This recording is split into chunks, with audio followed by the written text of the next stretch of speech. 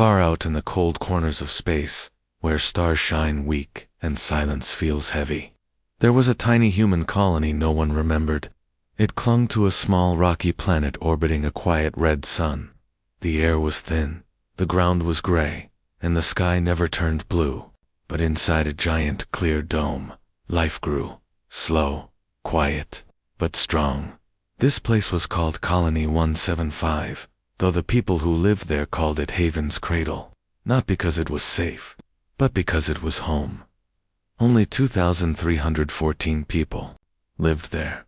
Farmers who grew food in glowing trays, teachers who taught kids under soft lights, engineers who fixed broken machines with tape and hope, children who dreamed of Earth, a world they'd never seen, old people who still whispered stories about oceans and forests and snow. There were no soldiers, no weapons, no warships, just one small fusion reactor named Bertha, one broken Cums tower, and a lot of tired but kind hearts. The leader wasn't a general or a hero from the old wars.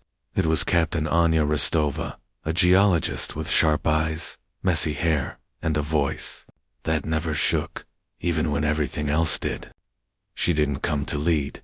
She came to study rocks.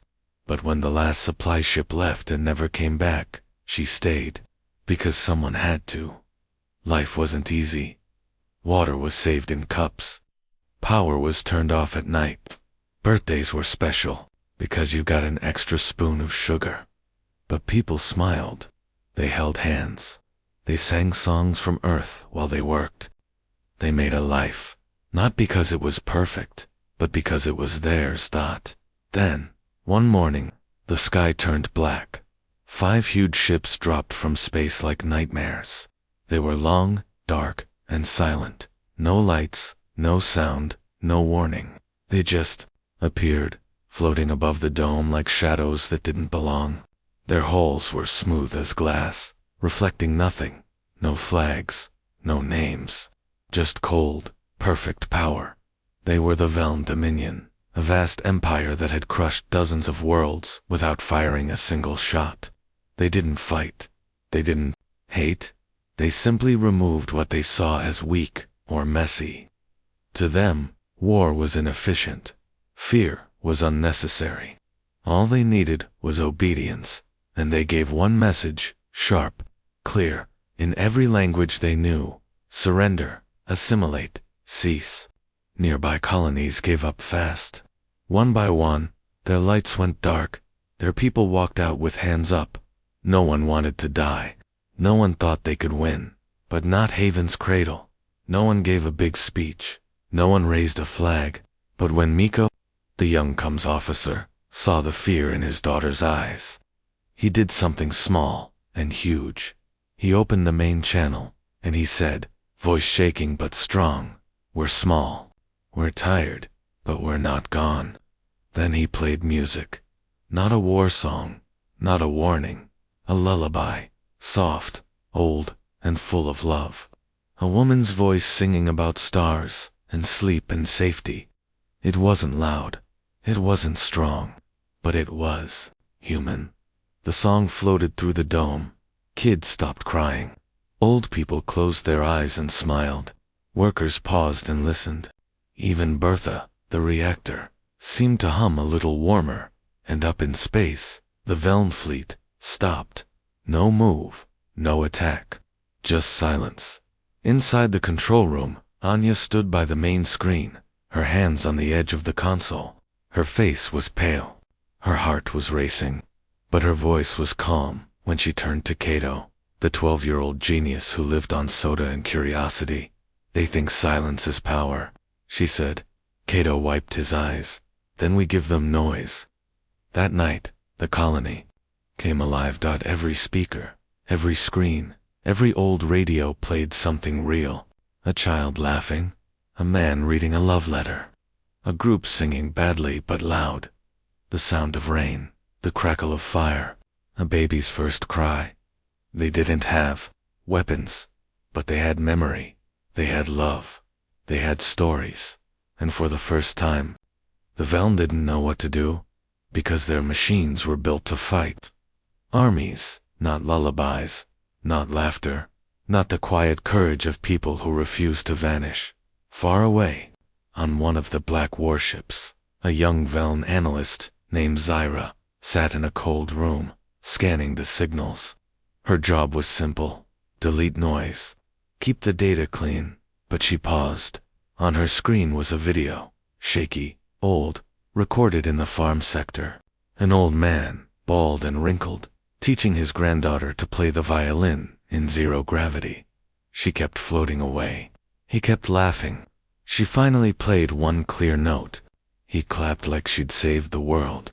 Zyra watched it once, then again, then a third time. Something strange happened in her chest. A tightness, a warmth, a feeling with no name. She didn't delete the file. She saved it in a hidden folder, under the name Unknown Signal, Do Not Erase. No one knew it yet, but the war had already changed, because the Veln could erase cities, they could silence planets, they could crush armies, but they had no defense against hope and Haven's cradle. It had more of that than all the stars in the sky. The silence after the lullaby was deeper than space. Above Haven's cradle, the 5 black warships hung motionless, like statues carved from night. No engines roared, no weapons charged. For hours, they simply watched, scanning the tiny dome below with cold, unblinking sensors. Inside, no one slept. People huddled in the central sector, families wrapped in thin blankets, children pressed against their parents, workers with tired eyes staring at the ceiling. The air felt heavier. Every breath was loud. Every flicker of light made someone jump. But in the control hub, Captain Anya Rustova stood tall. She didn't pace. She didn't shout. She just watched the screens, her hands folded behind her back, her face calm like still water. Only Cato, the sharp-eyed 12-year-old, who lived on soda and star maps, saw the truth, the tiny shake in her fingers. The way she kept touching the photo of her sister on her wristband. Anya wasn't fearless. She was determined.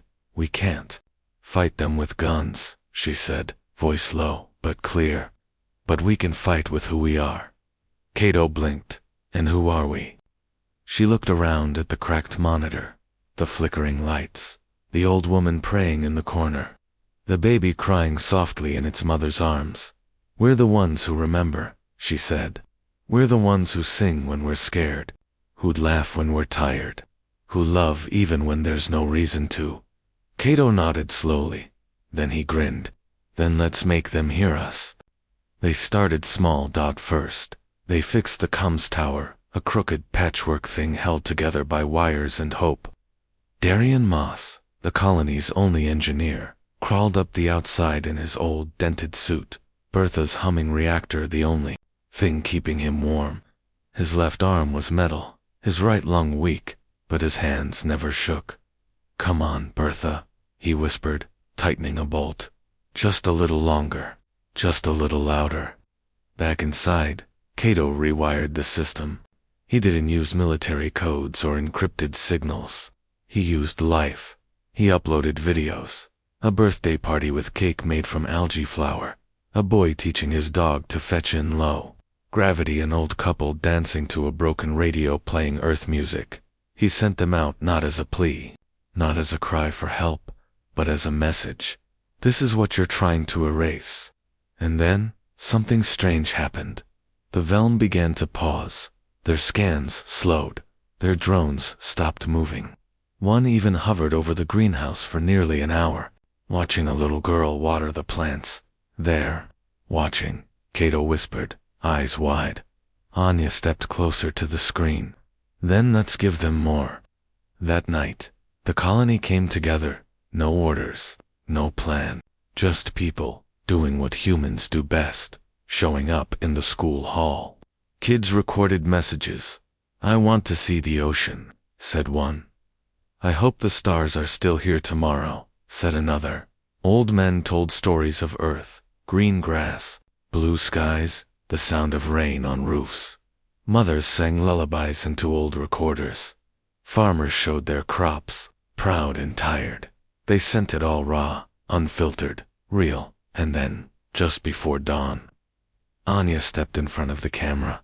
She didn't wear a uniform. She didn't stand tall like a commander. She sat on a broken chair, in a wrinkled shirt, her hair messy, her eyes tired. "Hello," she said softly. "I don't know if anyone is listening. Maybe you're our enemy. Maybe you're just machines. But if you can hear this, know this. We are not afraid of dying. We are afraid of being forgotten." She took a breath. "We didn't come here to conquer. We came to live, to grow food, to raise children, to remember what it means to be kind. You can take our air, you can break our dome, but you can't take our stories, because stories don't die. They spread like seeds in the wind." She looked straight into the lens. "So erase us if you want, but know this, we were here. We loved, we hoped, and that cannot be undone." She turned off the camera. Silence. Then from the comms room, Kaito gasped. "It's working. The signal, their weak, broken, human signal, had been repeated. Not by Earth, not by allies, by one of the Velen ships. A single pulse, sent back into space, carrying the recording, spreading it further. Someone up there had listened, and maybe cared. Darian laughed, slapping the wall. "They're not broadcasting orders. They're broadcasting us." Anya closed her eyes.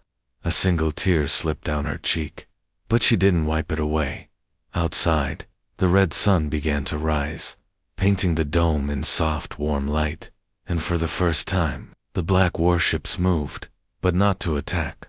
One slowly turned, its shadow lifting from the greenhouse. Another powered down its weapons array, and the lead ship, the largest, coldest, most silent, sent a new signal. Not words, not commands, just a single tone, low, long, almost like a question. Kaito stared at the screen.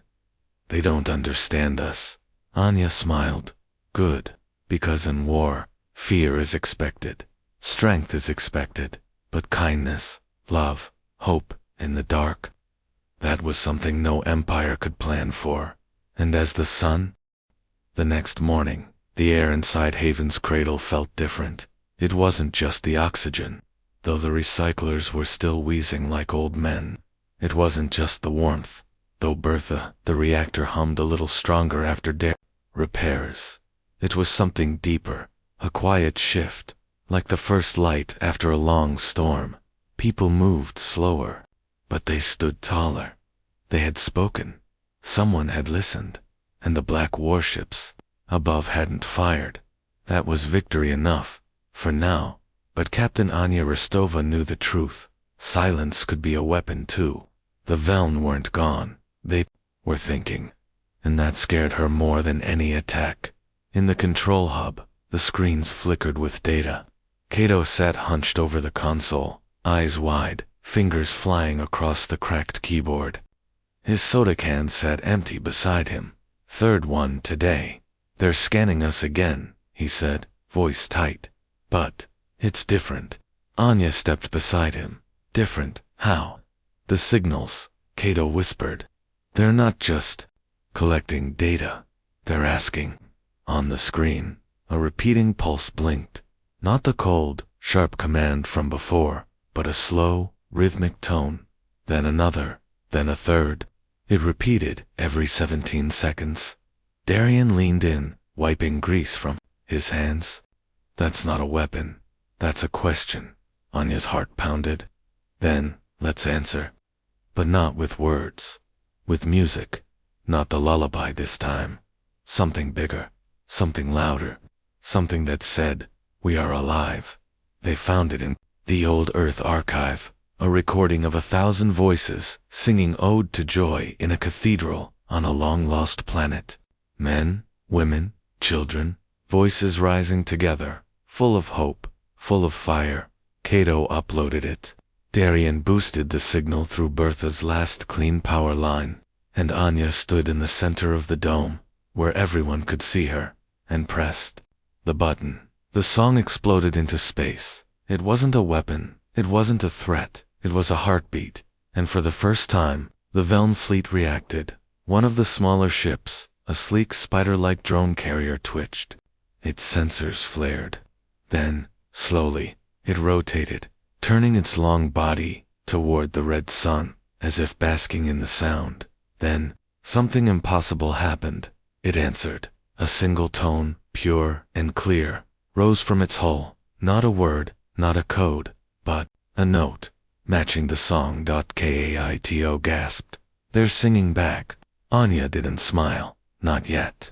But her chest ached in a way she couldn't explain, because the Velm weren't just machines. They weren't just cold conquerors. They were beings, trained to erase emotion, to crush weakness, to obey without question. But no one had ever sung to them before. And somewhere, deep inside that perfect, silent empire, a crack had formed, back in the colony. People heard the tone through the speakers. A little girl dropped her toy. An old man wiped his eyes. A farmer in the greenhouse looked up and whispered, "They heard us." Then, movement. Outside the dome, the ground trembled, not from weapons, from machines. A small Velm drone, no bigger than a dog, crawled down from the sky on thin, spider-like legs. It moved slowly, carefully, stopping just outside the airlock. It didn't attack. It didn't scan. It just sat there, and then, from its core, it played the same note again. Kaito ran to the window. "It's asking to come in." Anya hesitated. Every instinct screamed danger. This was the enemy. This was the force that had erased worlds. But this drone wasn't firing. It was waiting. She took a deep breath, opened the outer lock. But, keep the inner sealed. Full suit protocol. Darien and Kaito suited up. Anya followed, her helmet sealing with a soft hiss. Outside, the wind howled, red dust swirling like ghosts. The drone didn't move. Its single eye, a smooth blue lens, turned toward them. Darien stepped forward, hands open. "We don't want to fight." The drone pulsed. Then, from its core, a hologram flickered to life. Not a weapon, not a threat. A child, a Velm child, tall, pale, with deep black eyes, standing in a gray room, holding a small, broken machine. It looked up, its face blank, and spoke in a voice that sounded too old for its body. "Why do you sing when you are afraid?" Silence. Then Kaito, still in his bulky suit, knelt in the dust. "Because," he said, voice shaking, "singing keeps the fear away. It reminds us we're still us." The drone watched. The hologram paused. Then, slowly, the child in the image smiled, a tiny, awkward thing, like it had never done it before, and the drone backed away. It climbed back into the sky, vanishing into the shadow of the warship. Inside the control hub, the screens went wild. The lead Velm ship, the massive command vessel, began to move. Not to attack, not to leave. It lowered itself slowly, gently. It descended, hovering just above the red sun's light. Its dark hull reflecting the dome, the greenhouse, the tiny lives inside. Then, from its core, a single message pulsed through the air, not in code, not in threat, in text, clear and simple. "We do not understand joy, but we have heard it, and we will not erase it." Anya sat down. Her legs wouldn't hold her. Around her, people cried, hugged, laughed. They hadn't won with weapons. They hadn't won with force. They had won with a song, with a story, with the courage to be small and still stand, and high above. The 5 black ships stayed, not as enemies, but as witnesses, because for the first time in centuries, the Velm Dominion had seen something they had no word for. They had seen hope, and no empire, no matter how cold or strong, can survive the light of a single human heart. The morning after the song. The world didn't change all at once. The sky was still red, the air still thin, the dome still cracked in one corner, patched with silver tape and a prayer. But something inside had changed. It was in the way people walked, not fast, not scared, but with their heads up. It was in the way a little boy handed his last protein bar to an old woman without being asked. It was in the way the farmers kept working in the greenhouse, even though their hands shook, because someone had to grow the food. And it was in the way the black warships hung above. Silent, still, not attacking, not leaving, just watching. Captain. Anya Rostova stood at the main window of the control hub, her breath fogging the cold glass. She didn't feel like a hero. She felt tired. So tired. Her body ached. Her heart hurt. But she didn't sit down, because now, more than ever, someone had to stand. Cato sat at the console, eyes wide, fingers tapping softly. "They're still listening," he whispered. "The signal's open. They haven't closed the channel." Darian leaned over his shoulder, wiping oil from his hands. "They're not just listening. They're saving it. Every message, every song, every kid's drawing we sent. It's all being stored in their core systems." Anya turned. "Why?" Darian shrugged. "Maybe they don't know themselves." Outside, the wind howled, red dust swirling like ghosts from a forgotten world, but inside, the lights stayed on. Bertha hummed, a baby cried. Someone laughed. Life, and life, it turned out, was the most dangerous thing in the universe, because the Veln Dominion was built on order, on silence, on perfect logic.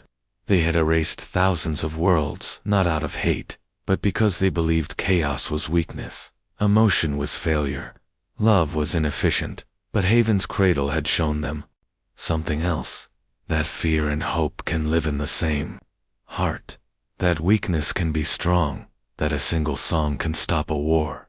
And now, the Empire was breaking, not from outside, but from within. On the lead warship, deep in its cold core, Zyra sat at her station, her face pale, her fingers trembling. She had been ordered to delete all irrelevant human signals, but she hadn't. Instead, she had done the unthinkable. She had shared them with other analysts, with lower officers, with a young pilot who once asked, "What is laughter?" Now, across the fleet, Veln minds trained for centuries to suppress feeling were waking up. One captain replayed the video of the old man and the violin every night before sleep. A weapons officer disabled a drone meant to test the dome's strength. It might scare the child, he said. A scientist saved a recording of rain and played it in her room, just to hear the sound. They didn't speak of it. They didn't admit it. But something was growing in the silence. And back on Haven's Cradle, Anya knew it. "We have to give them more," she said suddenly. Kaito looked up. "More, what?" "More us." She walked to the center speaker, opened the channel, not just to the Veln, but to anyone who might be listening. "People of Haven's Cradle," she said, voice soft but strong. "They're watching, they're listening. They don't understand us, so let's show them." She stepped back, and one by one, people came. An old woman named Mara stepped forward, holding a wrinkled photo. "This is my daughter," she said. "She died on Earth, saving children during the floods. She was brave. She was kind. I miss her every day." A young farmer, Talon, spoke next. "I grow food here. It's small, it's hard. But when a plant sprouts, I feel like I've done something good, like I've fought back." A little girl, Naya, stood on a chair. "I draw pictures of stars," she said, "because I want to believe they're friendly." And then Cato stepped up. "I'm scared," he said. "Every day, but I stay. Because someone has to remember." The messages flowed, not grand speeches, not demands, just truths. And as each voice rose, the Veln ships above reacted. Lights blinked in new patterns. Drones hovered closer, not to attack, but to listen. One even lowered a small sensor arm, gently, touching the dome, not to break it, but to feel it. Then, from the command ship, a new signal came. Not a word, not a tone, a picture. flickering in the air above the colony. A simple drawing, a child's hand, a star, and a line connecting them, like a hand reaching for light. Cato gasped. They drew that. Anya's eyes filled. They're trying to understand. The night was the longest one Haven's cradle had ever known. Not because of darkness. The red sun still glowed faintly beyond the horizon, but because of waiting. Every breath felt heavy, every sound too loud. The colony held still, like a child hiding under blankets, hoping the monster won't come. But this time, the monster wasn't under the bed. It was above them.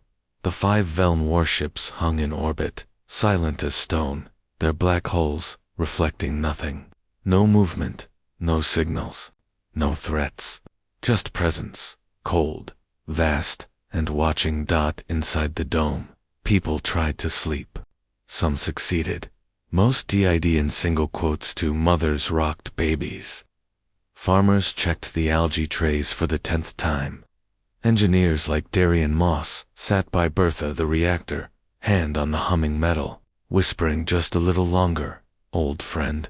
And in the control hub, Captain Anya Restova stood by the main screen, eyes fixed on the static feed from the outer cameras. She hadn't sat down in hours. Her body ached, her mind raced, but she didn't move, because leaders don't get to rest when the world is holding its breath. Cato sat beside her, curled in a chair, his face pale in the dim light. He'd been awake for 2 days, running signals, checking frequencies, searching for any clue, a pulse, a word, a sign. There, thinking, he whispered, I can feel it. Anya didn't answer.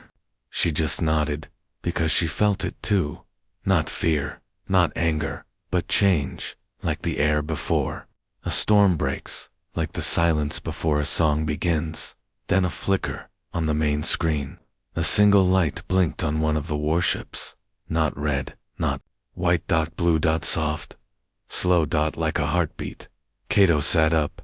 That's not a weapon signal. No, Anya said, voice low.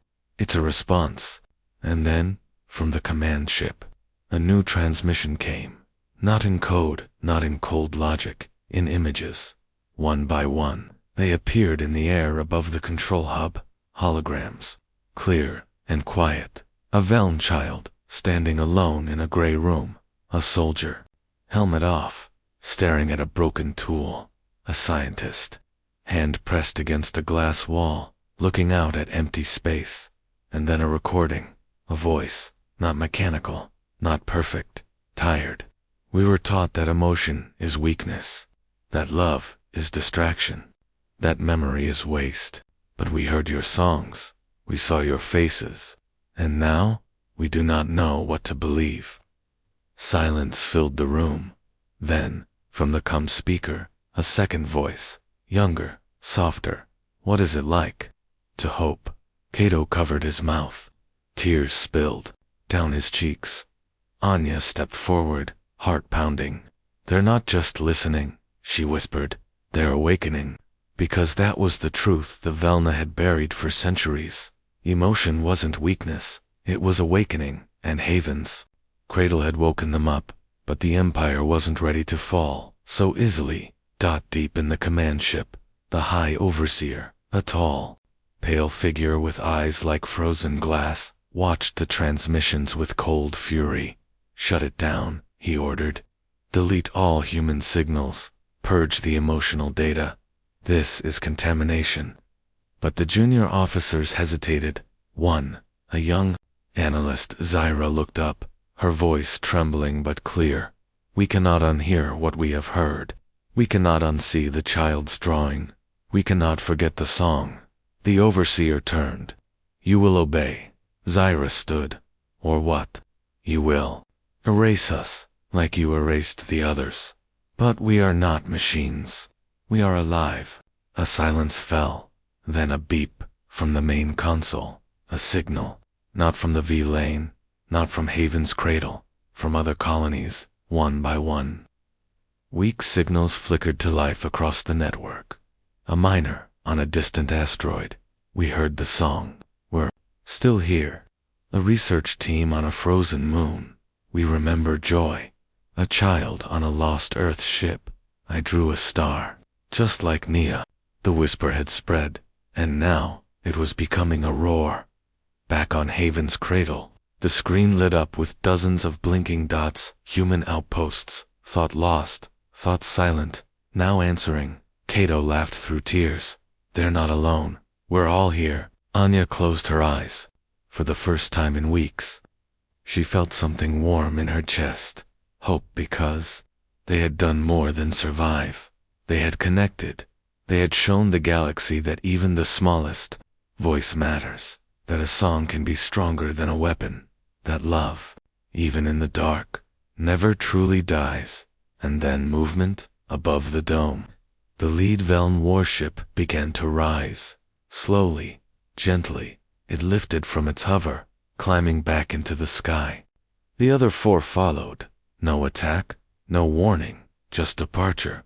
But before it vanished into the stars, it sent one final signal. 3 simple words, glowing in the air above the colony. We see you, not as enemies, not as targets, but as people. Anya stepped outside, into the red dust, her suit open, the thin air cool on her face. She looked up as the ships disappeared into the night. Cato ran out behind her. They're gone. Anya didn't cheer. She didn't cry. She just smiled. Because this wasn't the end. It was the beginning. The beginning of something no empire could stop. The beginning of a whisper that would grow into a wave. The beginning of a truth too long forgotten. That courage isn't always loud. That strength isn't always armed. And that the most powerful force in the universe is a single human heart beating in the dark, refusing to stop.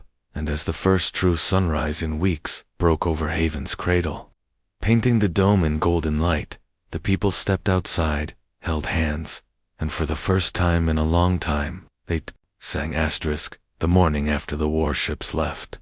The sun rose like a promise, not just the red glow of the distant star, but a real, golden light, weak, warm, and new, slipping through the thin clouds for the first time in weeks. It touched the dome, the cracked ground, the tired faces of the people who had not slept, who had stood through the dark, who had believed, and for the first time, Haven's cradle didn't feel like a prison. It felt like a beginning. Inside the control hub, the screens still flickered, not with enemy signals, but with something far more powerful, responses from across the galaxy. Weak voices rose like sparks in the night. A mining colony on Orbital 7. We heard your song. We turned off the surrender codes. A research ship near a dying star. We remembered laughter today. Thank you. Even a message from deep Veln space, unsigned, trembling. We saw the drawing of the hand and the star. We kept it. Cato sat at the console, soda forgotten, eyes wide with wonder. They're not just listening, he whispered. They're answering. Anya stood behind him, arms crossed, heart full. She didn't smile at first. She couldn't. Too much had passed. Too many nights of fear. Too many silent prayers. But then she saw it. On the main screen. A live feed from the greenhouse.nia. The little girl who drew stars was planting a new seed. A fragile green sprout from the last batch of Earth soil. She patted the dirt gently, then looked up at the camera and said, "This one's for the Velny kid, so he can see something grow." Anya's breath caught, and she smiled, because that was the truth no empire could ever understand. Humanity didn't win with weapons. We won with small things. A song, a drawing, a seed in the dirt, a hand held out in silence. And now, the echo of that kindness was spreading, not like a virus, but like light through a dark room. Darian walked in, limping slightly, his metal arm sparking from last night's repairs. He dropped into a chair, grinning. Bertha's holding, air stable. And get this, the Veln didn't just leave. They left something behind. Anya turned. What? He tapped a button. On the outer camera, A small object sat near the airlock, smooth, silver, shaped like a teardrop. No weapons, no wires, just a single glowing core. Cato leaned forward. It's a data pod. Darian nodded. And it's broadcasting. Not a threat, a thank you. Anya's chest tightened, because the Velm didn't say thank you. They didn't know how, but they had learned one word, seen, and now they were learning another, gratitude. She stepped outside, suited up, heart pounding. Darian and Cato followed. The wind was soft now, not howling. The dust settled like snow. They knelt by the pod. Kaito opened it carefully. Inside, not a weapon, not a bomb, but a recording. A young Velm child, the same one from the hologram, sat in a gray room, holding a piece of paper. On it was a shaky drawing, a small dome, a red sun, and a group of tiny figures holding hands. The child looked up, eyes wide, voice quiet. We do not know how to be kind, but we are learning, because you showed us. Then, after a pause, it added, we will not forget you. Cato wiped his eyes. They remember us. Anya placed a hand on his shoulder.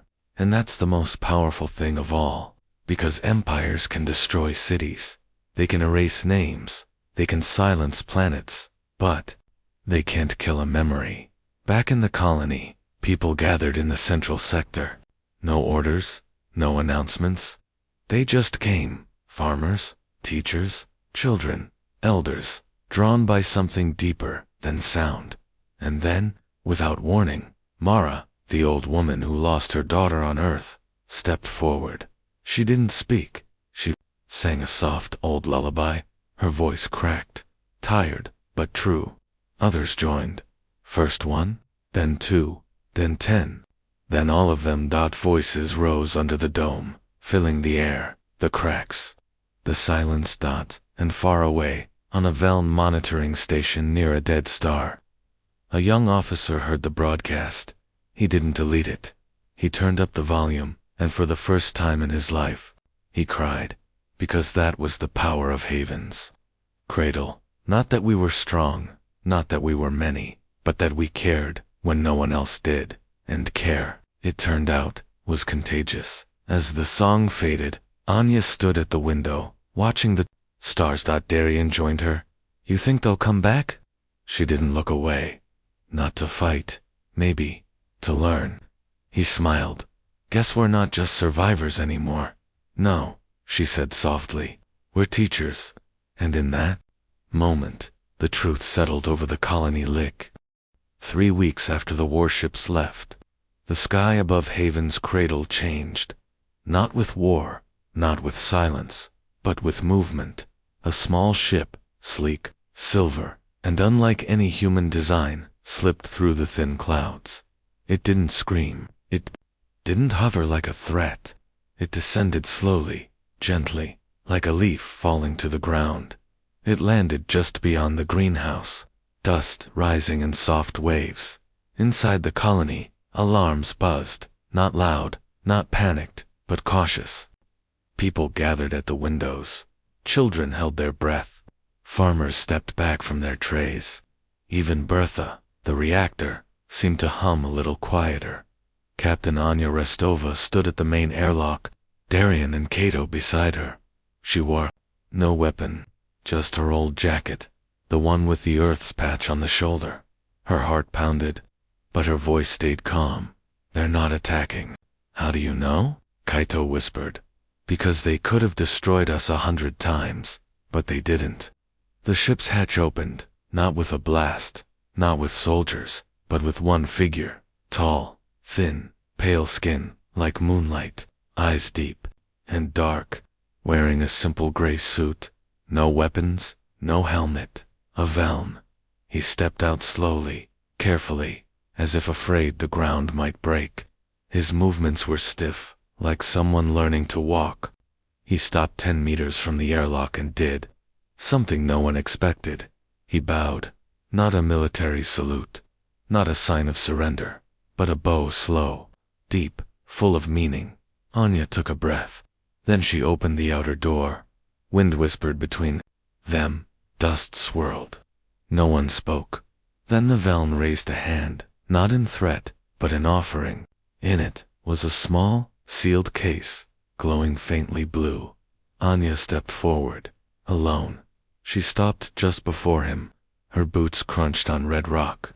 Her breath fogged in the cold air. The Veln looked at her. His voice, when it came, was soft, translated through a small device on his chest, but still full of something new. We were not sent by the Empire. We came because we wanted to. Anya didn't flinch. Who are you? I am Zira, the figure said, then paused.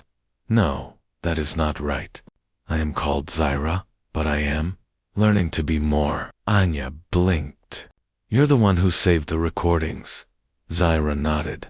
I could not forget the song, or the child's drawing, or the woman who spoke of her daughter. I felt something, and I could not stay silent. Behind Anya, Cato gasped. Darian crossed his arms, eyes wide. A Veln not just disobeying, but feeling. Zyra knelt, not in submission, but in respect, and placed the case on the ground. He opened it. Inside was not a weapon, not a bomb, not a message of war, but a seed, small, black, wrapped in a thin layer of crystal, glowing faintly. This is from our world, Zyra said. No plant has grown there in 300 years. But we found this in an old archive, buried, forgotten, like us. He looked up. We want to plant it here, with your help, so something, alive, can grow from what we lost. Silence. Then, from the dome, a sound. Footsteps, one by one. The people of Haven's Cradle stepped outside. Mara, the old woman. Talon, the farmer. Nia, the little girl with the star drawings. Even the baby, wrapped in a blanket, carried by her mother. They didn't cheer. They didn't shout. They just stood, a small circle of humans, watching a being from a cold empire kneel in the dust, offering a single seed. Anya knelt too. She reached out, not for the case, but for Zyra's hand. He froze. His eyes widened. Touch was not part of Veln. Culture. Contact was contamination. Emotion was weakness. But Anya didn't pull back, and slowly, trembling, Zyra placed his hand in hers. It was cold, but it held on. Tears fell, not just from human eyes. Zyra's cheeks glistened too, because this was not diplomacy, not politics, not surrender. This was connection, and connection, it turned out, was stronger than any empire. Later, under the red sun, they planted the seed together, human and Veln, in a small plot beside the greenhouse. They covered it with soil from Earth and water from Haven's last clean tank. Nia stepped forward, holding a tiny sign she'd made. Grow, little one. We're here. And as the wind stilled and the stars began to show, Anya looked at Zyra. Will others come? He looked at the seed, at the people, at the sky. Some will call us traitors, he said. Some will try to silence us, but now they will have to silence many. Because the truth was spreading, not through weapons, not through force, but through stories. And stories, once told, can never be unheard. That night, for the first time in history, a Veln ship docked at a human colony. Not to conquer, not to control, but to learn. And inside the dome, as Bertha hummed and children slept, and the air stayed sweet, one truth burned brighter than any star. They had not won a war. They had started a new kind of peace. And it began, not with a bang, but with a handshake in the dust, a seed in the soil, and the quiet courage for Bangswo dared to say, we are not so different after all. 6 months after Zyra's arrival, Haven's Cradle was no longer forgotten. It wasn't rich. It wasn't powerful. The dome still leaked in the wind.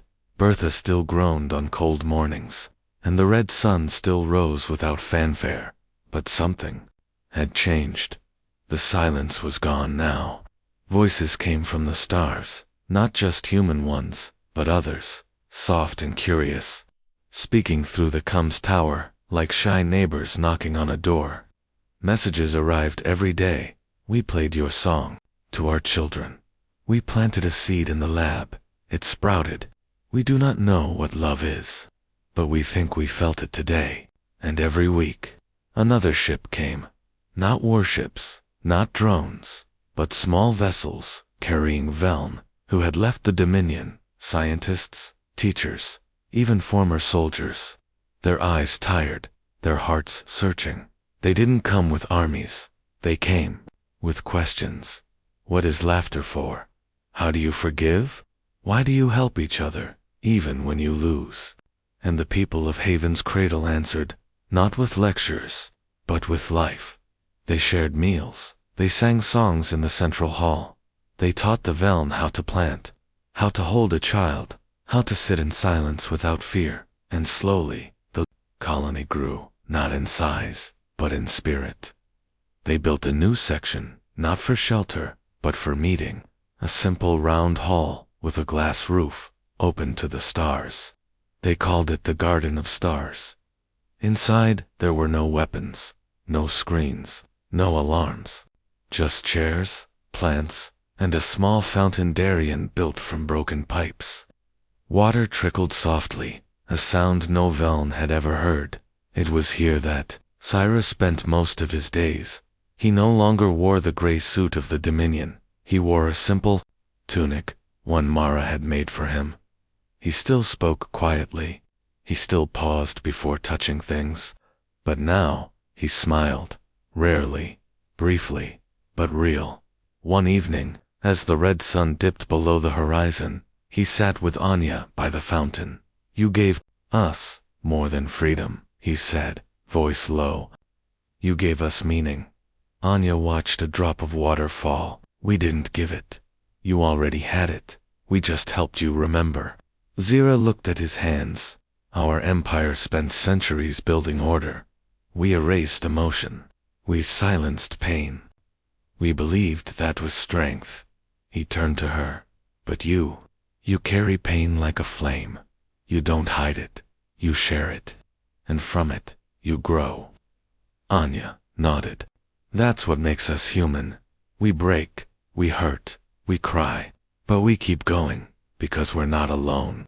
That night, they held a gathering in the garden. No speeches, no rules, just people, human and Veln, sitting together, sharing stories. Talon told of the first time he saw a green leaf sprout in the dome. Nia showed her drawings, now filled with Veln children, holding hands with humans. Even Darien, gruff and grease-stained, spoke. I lost my arm in a fire. Bertha saved me. Machines can be kind too. Then Zyra stood. He didn't speak at first. He looked around, at the faces, at the stars above, at the small plant growing beside the fountain, the one from his world. When he finally spoke, his voice trembled. I was taught that weakness is death, that feeling is failure. But here, I learned that to feel is to live, to care is to be brave, and to hope, even when there is no reason. He paused, took a breath. That is the greatest strength of all. Silence, then clapping, not loud, not wild but deep. True. From every heart in the room. Later, as the stars blinked above, Anya walked outside. The air was cold, the ground still, but the dome glowed with light, not from power, but from life. Cato ran up, grinning, holding a datapad. You've got to see this. On the screen, a live feed from deep space. A Veln research station, once silent, once cold, now had plants growing in its labs. Children, both Veln and human, were drawing together on a shared screen, and in the background, faint but clear, music played. Beethoven's Ode to Joy. Cato laughed. They're using our signals to teach their schools. Anya smiled. We didn't just survive, did we? No, Cato said. We spread. And she knew it was true. Because Haven's Cradle was no longer just a colony. It was a seed. And that seed was growing in hearts, in minds, in distant stations, and quiet ships across the galaxy. The Velm Dominion still existed. Its leaders still preached silence. Its warships still patrolled the dark. But cracks were forming, and from those cracks, light was coming. Because no empire can last forever when its people begin to sing. As Anya looked up at the stars, she thought of Earth, lost, forgotten, buried in time, and she whispered, not to anyone, but to the universe. We were small, we were scared, but we never stopped being kind, and in the end, that was enough. And somewhere, far away, a child, human, Velm, or something new, planted a seed in the dirt, whispered a lullaby, and smiled at the sky, because hope, once planted, never truly dies. 10 years passed. The red sun still rose over Haven's cradle. The wind still whispered through the cracks in the dome. Bertha, the old reactor, still hummed, slower now, weaker, but steady, like a heart that refuses to stop. But the world had changed. The colony was no longer small, not in size. There were still only a few thousand souls, but in meaning. Where once there was silence, now there was connection. Where once there was fear, now there was welcome. Ships came every week, not just Velm, but others, species from distant stars, drawn by the story of the little colony that stood tall. They came not to conquer, not to trade, but to learn. And in the center of it all stood the Garden of Stars, now twice its size, filled with plants from 100 worlds, its glass roof open to the sky, its fountain still singing with the sound of falling water. Captain Anya Rostova no longer wore her old earth jacket. She wore a simple gray tunic, one gifted by Sci-Fi, patched with a green thread from the first plant grown on Velm's soil. She was older now. Her hair was gray, her steps slower, but her eyes were bright, and when she smiled, the whole garden seemed to light up. One evening, as the sun dipped below the horizon and the stars began to blink awake, a child approached her, not human, not Velm, but something new born on a peace ship, raised between worlds. She held a small notebook. Captain Rostova, she asked, voice soft. Anya knelt, wincing slightly from her old injury. Yes, little one. The child opened the book. Inside were drawings, not just of ships or stars, but of people, hands held together, songs sung in domes, seeds planted in red dirt. My teacher told us about you, she said, about how you didn't fight with weapons, you fought with stories. Anya smiled. We didn't fight to win, we fought to be remembered. The child looked up. Are we human? Anya paused, then gently touched the girl's hand. You don't have to be born on Earth to be human, she said. You just have to care, to hope, to stand up when it's hard. That's what makes us who we are. The girl smiled. Then I am. And she ran off, her notebook clutched to her chest, to tell the others. Anya stood, watching her go. Zyra approached, older now, his movements slower, but his eyes full of peace. They teach our story now, he said, in their schools, in their homes, even in the old Dominion worlds. Anya nodded. Good. He looked at the stars. The Empire still denies it. They call us rebels, liars, weak, but she asked. He smiled, a real one, slow and deep. But every day, more of our people leave the silence. They come here, they learn, they plant a seed, they sing a song, and they never go back. Anya took his arm. Then the war is over. He looked at her. It never was a war, it was a wake-up. And it was true, because Haven's cradle had not won a battle. It had started a chain of kindness, small, quiet, but unbreakable, across the galaxy. Gardens grew where there had been steel. Music played where there had been silence. Children drew pictures of hands, different shapes, different colors, all holding on, and the old Comes Tower, once cracked, once weak, now sent a single message on loop, not to warn, not to plead, but to remind, you are not alone. You are seen. You matter. That night, they held a gathering in the garden. No speeches. No rules. Just people, old and young, human and not, from Earth and beyond, sitting together, sharing food, laughing, telling stories. Nia, now grown, a teacher herself, read a letter from a Velm child on a distant moon. I planted my first seed today. I named it Hope. Everyone clapped. Later, as the stars burned bright and the air stayed warm, Anya stood alone at the edge of the dome, looking up. Zyra joined her.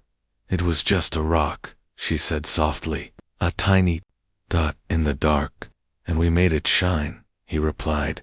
She smiled. We didn't make it shine, we just turned on the light.